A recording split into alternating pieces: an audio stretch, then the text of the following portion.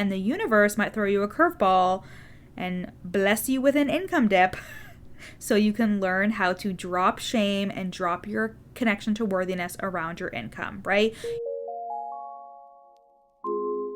You're listening to the From Imposter to Empowered podcast. I'm your host, Jill Perrick, a business and mindset coach who specializes in imposter syndrome. If you feel like you're not as smart, capable, or worthy as you actually are, and that someone is going to find you out, then you've come to the right place. I went from being a struggling government worker, working my coaching business on the side, but feeling unworthy and burnt out, to making multiple six figures helping women overcome imposter syndrome so they too can sign clients, make bank, and have the business or career of their dreams. I am nothing special. I have a stuttering disability, ADHD, and I struggle with anxiety and depression. So if I can learn how to feel good enough and overcome my inner imposter, then so can you. Let's dig in. Hello, and welcome back to the From Imposter to Empowered podcast. I'm your host, Jill Perrick, and I'm so excited to talk to you today about money, because this is something that comes up so often for my clients. And actually, we have a little friend here today. Miss Ruby Tuesday is here. And we have a little guest here today. While I'm recording, you can't see her, but she is very cute. And if you've seen my Instagram stories, then you'll see that we got a new puppy. Her name's Ruby. And she loves her mummy. So she was crying at my door as I was recording this. So I have her in the room with me. And we're going to see how much we can record between now and when she gets annoyed, right? Or are we going to go to sleep? That would be nice. Okay. So like I said, money comes up a lot for my clients, whether they're in the From Imposter to Empowered program or in the Real Deal Mastermind, whether they're a one-to-one client. The topic of money is so universal, and it's bound to come up when we're talking about business, about sales, about marketing, etc. And these things, again, are going to come up, and so are your limiting beliefs. So is your scarcity when it comes to making money. It really does affect your sales game, and it really does affect how you show up and sell. So especially if you are in the realm of business coaching, money coaching, or any of these things. I coach a lot of women who also have ADHD, and a lot of them struggle with moral perfectionism and being seen as a good person and feeling like a good person. And sometimes the topics around money and selling can feel like they're taking advantage of people or being a bad person, etc. So all of this is going to affect how you show up and how you sell your offer. And this is a really important conversation that we need to have, because how you view money is largely going to impact the way that you price your offers, the way that you show up and sell your offers, the way that you manage the money that does come in, and the way that you think you can receive through your business. If you have shame or guilt or any kind of thoughts around money, specifically scarcity around money, then that is going to show up 100%. Like, that is probably about half of the conversations that we have inside of my offers, like the From Imposter to Empowered program or the Real Deal Mastermind. We do talk about scarcity that a lot of us grew up with. So let me just set the stage, okay? I grew up in a very average middle-class family. We always went on vacations. We always had enough growing up, but it's so conflicting because the language that was used around money and spending was always about how we didn't have enough, there isn't enough to go around, or we just have enough, right? Like, even though I did grow up with a lot of privilege, whenever there were conversations about money, there was always a lot of scarcity attached to it. There was always a lot of, we can't spend too much, and this is too expensive, and we can only just have enough. It's kind of like when you go to a hotel and your parents are like, if you take anything out of the mini fridge, we are going to go broke and you're going to go to jail. So that's how sometimes I felt. And even though we had all these things, I felt a lot of scarcity around money, and it always had this not enough feeling or this just enough feeling. So of course, I carried that into my young adulthood. I remember going to university and I got big bursaries and scholarships and all of those kinds of things, but I went to the mall and fucking spent the majority of it, even though it was supposed to be for, food and stuff. I ended up spending a lot because I had this conditioning and this pattern around just having enough. And then when I started my business, I was working full-time for the government. I was making about $3,000 a month for my full-time job, and the same pattern continued. I always had just enough for my bills for whatever I decided to spend on, and I didn't learn financial literacy at all. It was not something that was taught in our schools, and my parents kind of did this thing where they just assumed I would learn things. Like, they kind of did this with all three of us. They just assumed that we would learn those kinds of things. And I'm like, where the fuck would I learn about managing money from? Like if it's not from school, it would obviously come from your parents, but I was just never told. So I didn't have a great relationship with money and therefore accumulated a lot of debt. I spent a lot of money and I learned that I had ADHD, but that wasn't until years of impulse spending and trying to get dopamine hits from shopping, etc., right? So all of this to say, I just word vomited all of my scarcity with money to you.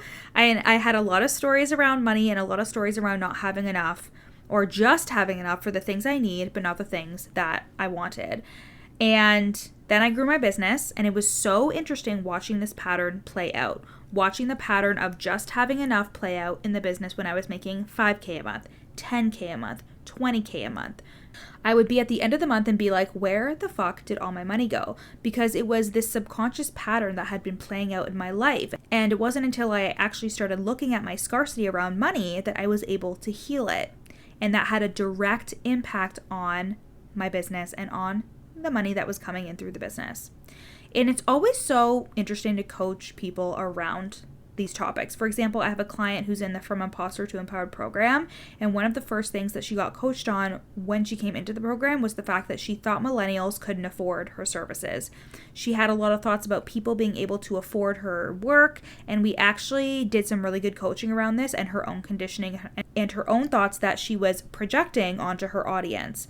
Because she had those thoughts, she was really not charging what her services are actually worth. She was really hesitant in signing more clients because she had all these thoughts around like, I'm taking advantage of people. Who am I to charge this? People don't have any money. Why should I do this? Etc. So if you're somebody with thoughts like this, they are inevitably going to mess up your sales game. So can you bring some awareness to your own stories around money? And listen, I do not have a special story around money, around struggle, or any of that kind of stuff. Like I said, I was fairly privileged growing up. I was able to take out student loans, go to university, go on vacations with my family. I never have gone without food before. I've never gone without a home. That is not a story that I have. But there are a lot of circumstances around money, around the language of it, and how it was talked about and perceived. Even now, there are a lot of patterns and behaviors with my family, in my family structure, where people still talk about it in such scarcity, right? And I always say we had more than enough, but the way that you guys talk about it, it was like we didn't have anything at all. And it was just such a conflicting thing to grow up around. But the whole reason why I'm telling you all of this is because your story around money matters. It doesn't matter if it's not this dire, I was on food stamps kind of story. And if you were, that is super traumatic and hard to work with and totally understandable why you have these thoughts. But if that is not your story, it's not your story. Your story is yours, and until you actually look at it, confront it, and learn to move forward with that, then it's going to show up in your business. Even if it's not something super hard or traumatic, it's still going to show up. It's going to show up when you price your offers. It's going to show up when you go to invest in yourself. It's just going to show up, period. The other part of this that I really wanted to talk about is that there are a lot of you, I am positive, who listen to this podcast, and I'm so happy to have you here, but I know for a fact that there are a lot of people working towards your first 5K in your business. You're working towards that first 5K month. You're absolutely going to get there, and if you want to get there faster, actually, you can join the From Imposter to Empowered program, okay? Just saying. And even if you have made a substantial amount of money before, your patterns around it can still be coming up for you. If it's putting pressure on the business, you need to cut that shit. So for the majority of you, you will have heard the story of me driving for Uber Eats. I had been at 15K to 20K months for a super long time, and then I experienced an income dip in the beginning of 2022. And that was when I had to drive for Uber Eats for a month. It was a very transformative experience for me because I had to learn how to drop shame completely when it came to my situation with money.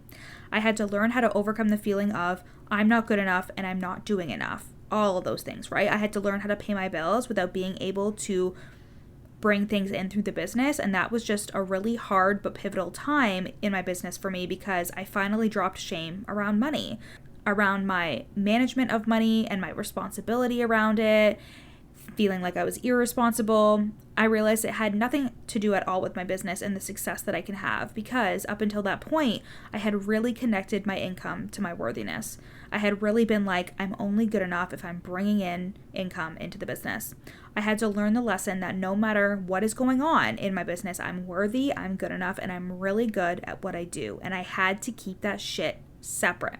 And that includes any habits I had with money and anything that I felt around it. I had to completely separate the two, because when you connect your worth to how much you're making or how much your business is bringing in, it's a recipe for disaster. A lot of people end up quitting their business, or they experience income dips. They go through this confidence roller coaster and really feel like they're not good enough, especially feeling imposter syndrome too. All because maybe they had a little bit of an income dip or hadn't made a sale in a couple weeks, and all of a sudden their worthiness plummets, their sense of confidence plummets, and that cannot be the case for a sustainable business. And that is what was totally happening for me. I had to go through this initiation with driving for Uber Eats for me to come to this realization. I truly think the universe put that on my path, because even though it was a very difficult thing that I had to go through regarding my business, I learned so much, and I'm such a different person now because of the work I did during that time, the inner work I did during that time. And of course, I never stopped showing up. I never gave up, and my income rebounded just a few short months later. So why am I telling you this story on the podcast for the millionth time? I'm telling you this story because when you project your own thoughts about yourself in reference to money, and when you're in scarcity regarding money, you have to learn how to take the responsibility and the pressure off of your business. And this will sound insane from somebody whose primary income comes through the business, right? I don't have any other avenues that I get paid through. It is through the business. The business pays for my vacations. It pays for my face cream. It pays for my dog's food, right? Like, it does what a full-time job would do. It pays for my life. But I literally feel so neutral about my sales, about my income, and it doesn't mean anything. I know that if I needed to, I would go and get a job. I would figure it out. But I never put the pressure or the responsibility on the business to support me. And that can be really scary for some people. Like, really scary. And they're like, of course I need to make money, Jill. I need to make money. Whenever somebody has come to me before I had this big initiation with Uber Eats, I would be so stressed out and I would not know how to coach them. And I was like, fuck, this client really needs to make money. I need to help them, blah, blah, blah. And after all of that, I have no issue with telling clients, hey, if you need to, you can go get a job, right? Because like, I have learned that you really do need to learn how to release the pressure, because you can hurry up and make the money and sign a client, feel desperate, all of these things, and then you could sign a client from that energy, but that pattern is just going to continue to play out until you overcome the source of that pattern. Nobody is going to have a successful business and sell confidently or do any of these things when there is so much pressure on you to grow the business, to bring in sales, and to make things happen. It's just not something that's going to be helpful for you. It's not something that's going to be beneficial, and the universe might throw you a curveball and bless you with an income dip so you can learn how to drop shame and drop your connection to worthiness around your income, right? You need to drop the shame around needing a job or needing supplementary support, because it does not mean anything about you. It does not mean a thing about you and your level of being an expert, even if you're a business coach, even if that is a part of your results. I truly believe that when an income dip occurs, it has more to do with your confidence than it actually has to do with your ability to get clients results. And I know this for a fact because when I was going through my income dip, my clients were getting phenomenal results. The clients I had were making 10K months, 15K months, 5K months, 20K months, signing clients here and there. And I was on the other side of it like, okay, this is amazing, go off, but like, what am I doing wrong, right? So I think that was really huge for me to say here, that even if you're a business coach, it doesn't have to mean anything about you and who you are as a person if you need to supplement your income until things get rolling, right? Sometimes we have expenses, sometimes we have bills that exceed what we're bringing in, and it's no big fucking deal. Your worthiness is not connected to the income that you're making. And it just makes a lot of sense to have an external income source, right? If you're carrying shame around that, or if you're so stressed about the business performing, you take away the ability to see it as something amazing that you're building. Instead, you see it as a fucking cash cow. You see it as, this is supposed to satisfy something inside of me. This is supposed to satisfy my bank account and my bills and pay for my kids' food. It's like, you're an entrepreneur, and if the business isn't performing how you think it should, Oh, and that's another thing, you guys. I just feel like there's this whole group of really entitled people that came into the online space, and I've definitely coached a fair share of them in the beginning, being like, where are the results? But the thing is, it's not 2020 anymore. You have to actually fucking care about building a legitimate business with client results. You have to put the work in to have a business that is sustainable. And I think a lot of people think it's going to be so easy. And there is marketing out there where someone's like, I did this in 3 days and I made 300K. And sometimes that happens 100%. But the reality is you're building a business. You're here for the long run, and businesses have hiccups. Businesses have times when they're not always super profitable, and it doesn't mean that you're doing something wrong. Sometimes it just means that your confidence went down, that you're in an income dip, but it will be okay. You will come out on the other side, and you can glean the lesson from it.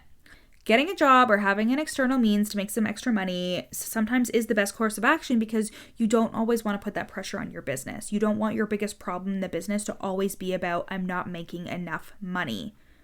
If you need to hear that again, you need to hear that again. You don't want your biggest problem in the business to always be about, I'm not making enough money. Because if it is, you're not thinking about the longevity. You're not thinking about, how am I getting results for my clients? How am I making things better? How am I really growing as a person, as an entrepreneur? And you're not planning ahead. You're thinking like an Instagram coach instead of an entrepreneur. You're not thinking about the long term. Like I said, you're just thinking, how can I get to the next sale? How can I get to the next client? And this is coming from someone who has fucking been there. Things are going to be very short-lived if that's how you think. And that's my honest to God attitude whenever I've had a client that is very much like, if I don't make anything in the next 3 months or some stupid shit like that, am I even going to do this anymore? And I've literally said to people before, if you're not willing to do this and not make a sale for the next month or 3 months or sometimes even 6 months or a year, you shouldn't be doing this, truthfully. Because if it's only contingent, if your passion is only contingent on, like, is it generating income right away? If you helping people and actually making an impact in the world is based on how quickly you see results, then you should just pack up now, because you are going to give up so easily. And this is not to shit on making money. You guys, like, you know how much I love to talk about making money, and I think you deserve all of the money. I truly think you do. I think I do. I think we are both worthy of making all the money that we want. And there's nothing wrong at all with desiring to make money and to be somebody who is in this primarily because you want to profit off the work that you do, 1,000%. But if you're on a timeline, if you're telling yourself, if this doesn't work out, I'm out of here, you're not building trust in yourself. And an audience can feel that. If you're not in this for the long haul, if you're not seeing the longevity in your business, and instead you're living in scarcity, just holding on for the next client to come through so the business can pay your bills, it's like you're not thinking big enough. You're not thinking like an entrepreneur should be thinking. It means you're putting a lot of pressure on your business and on yourself, and it's just really hard to make sales from that place. It's really hard to tell yourself that you're doing a good job and that it's enough. And this is coming from somebody that knows exactly how that feels. Coming from somebody who for the longest time was like, I have to pay off my debt. I just don't feel good enough with every sale. Every sale felt like womp, womp, womp, because I was just thinking about the next one. I was just thinking about the next client being like, it's not enough, it's not enough. And this was such a toxic place to be. And I really think, again, the universe was like, you need this fucking reality check so I could learn how to separate my worth from the income that was coming in through the business. I had to learn how to neutralize money and neutralize the experience of bringing in income through the business, and instead see it as, I'm thinking of this long term instead of, well, because I have an income dip, I guess I'm quitting. Right? And that's just inevitable when you own a business, or when you switch things up, when you pivot, blah, blah, blah, blah, when you have a confidence dip, but you're here for the long run and you're here to make lots of fucking money. There needs to be no shame attached to doing what you got to do to make shit happen. So if you want to be having these conversations, if you want to drop the scarcity around money so you can sell confidently, charge what you want to fucking charge, and not be thinking to yourself, is anyone going to be able to afford this? If you want to get the fuck out of everybody else's wallets, if you want to overcome that feeling of imposter syndrome so you can show up and sell confidently, if you want to learn how to get so specific in your messaging for your offers so your potential clients feel like you are the person for them, This is the shit that we do inside of the From Imposter to Empowered program. We use mindset, emotional mastery, and strategy to help you create those 5K bare minimum months. That means that 5K is just the beginning. It's the baseline of what you can create, and we're going all the way from 5K to 6K to 7K to 10K a month and beyond. All right? This is the From Imposter to Empowered program. I love this group of women inside so much. They are amazing, and I can't wait for you to meet them and to coach you inside of this program. When you join for 6 months at $597 a month or $3,400 pay in full. You can also opt to join for 12 months if you're into those long-term mentorship vibes and you know that I am the coach for you. So you can go to the link in my show notes for the sales page, or you can send me a DM at Your Coach Jill on Instagram, and we can chat and see if the From Imposter to Empowered program is the right fit for you. Okay, I love you guys so much, and I'll see you in next week's episode. Bye. Hey babe, thank you so much for listening to this episode. Screenshot it and put it on your stories and tag me at Your Coach Jill. And if you really love me, you'll rate and review the podcast. And if you screenshot it before you submit the review and send it to me, I will send you a free gift on me. If you want to take this work deeper, come and work with me in the From Imposter to Empowered program or the Real Deal Mastermind. And finally, if you want just a snippet of my work to feel what it's like to be in my world, then you need to buy my best-selling book, You're Not Special, and you can get that on Amazon. I love you guys so much, and I'll see you next week.